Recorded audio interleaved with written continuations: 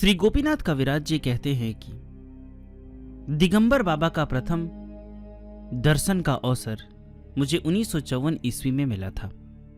यद्यपि इनके नाम से 1938 ईस्वी से ही, जब मैं कुछ दिनों तक पुरी में रहा था, परिचित था।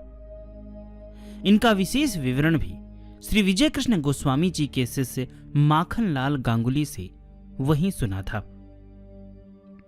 ये पुरी में ही रहते थे और नागा बाबा के नाम से प्रसिद्ध थे, किंतु पुरी में रहते समय इनके दर्शन का सौभाग्य मुझे नहीं हुआ था। ये काशी में आकर गंगा के पूर्वी किनारे पर उस पार कुछ दिनों तक नौका पर रहे थे। उस समय कई बार मुझे इनके दर्शन का अवसर मिला था। ये विराट काय महापुरुष थे, बलिष्ठ, सर्वांग नग्न, प्रसन्न मूर्ति, मुखमंडल में मूंछ, सिर पर जटा और विशाल स्कंध।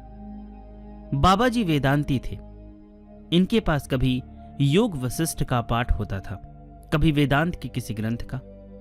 ये प्रश्न करने पर उत्तर देते थे, अन्यथा प्रायः मौन ही रहते थे। मैं इनको दिगंबर बाबा कहा करता था। मेरे ऊपर इनका विशेष स्नेह था। जब भी जाता था बड़े प्रेम से कुशल क्षेम पूछते थे।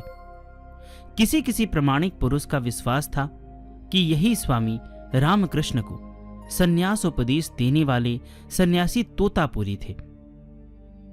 एक दिन की बात है, एक महिला और उनके पति बाबा जी का दर्शन करने आए। दोनों मेरे परिचित थे। दोनों ही उच्च शिक्षित थे। महिला अध्यापन करती थी और उनके पति अध्ययन समाप्त कर नौकरी में प्रवेश के लिए उद्यत थे। पति बहुत वैराग्य संपन्न थे। उनके अधिक वेतन की नौकरी करने की इच्छा नहीं थी। उनका कहना था कि जितनी आवश्यकता हो उससे अधिक वेतन ग्रहण करना पाप है।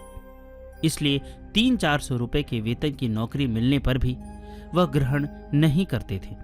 किंतु उनकी पत्नी संसार के प्रयोजन की ओर दृष्टि रखते हुए अधिक वेतन ग्रहण करने के पक्ष में थी। पति निष्प्रिय थे। इस झगड़े का मामला बाबा जी के सामने पेश हुआ। दोनों ने अपना पक्ष प्रस्तुत किया, इस विचार से कि वे इसका निपटारा कर देंगे। पति को आशा थी कि दिगंबर बाबा त्यागी होने से उन्हीं के पक्ष में अपनी राय देंगे। कुछ देर तक बात होती रही। अंत में बाबा जी ने इस विवाद का बहुत सुंदर समाधान दिया। पति महाशय को संबोधित करते हुए उन्होंने कहा, तुम मिलने पर भी जो अधिक वेतन लेना नहीं चाहते, यह तुम्हारी युक्ति ठीक नहीं है, क्योंकि तुम कर्म करके उसे पारिश्रमिक रूप में लोगे, अतः वह निर्दोष है। तुम्हारा प्रयोजन 50-60 रुपए से सिद्ध हो सकता है, यह मैं मानता हूं, किंतु उचित यही है कि तुम पूरा वेतन लेकर जितना आवश्यक है उतना रख लो, बाकी रुपया गरीब दुखियों को दे सकते हो। इसमें दोनों पक्षों का समन्वय हो जाएगा। पति पत्नी दोनों इस निर्णय से संतुष्ट हो गए। मैंने दिगंबर बाबा पे लगभग 1 घंटा से ज्यादा की जीवनी बनाई है, तो उसका लिंक मैं डिस्क्रिप्शन में दे दूंगा। अगर आप लोगों ने नहीं सुना तो उसे अवश्य सुनिएगा।